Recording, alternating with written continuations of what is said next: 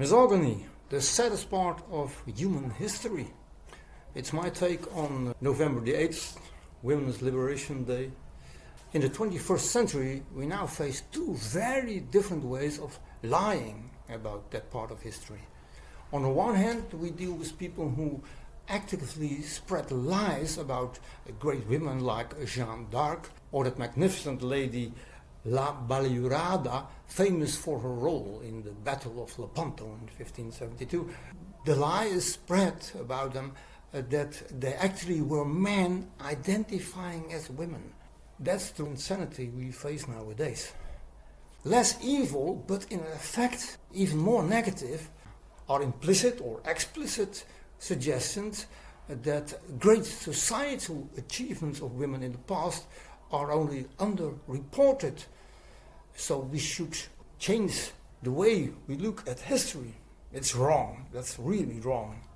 We should not deny history or try to correct it. Acknowledge the facts. Acknowledge that saddest part of human history. Of course, since time immemorial, in the role as mothers, women contributed inestimably in the progress of mankind through nurturing and raising their sons and daughters. Really great contributions to human civilization society-wide, however, were mainly achieved by women in their role as a woman behind a man. That's the reality. We must acknowledge that part of history and go on in a better way.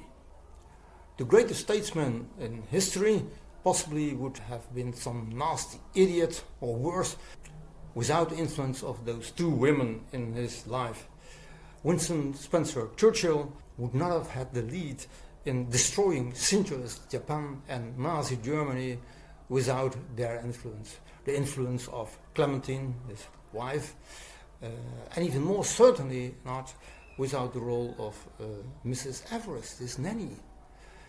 His biological parents were horrible parents and human beings even.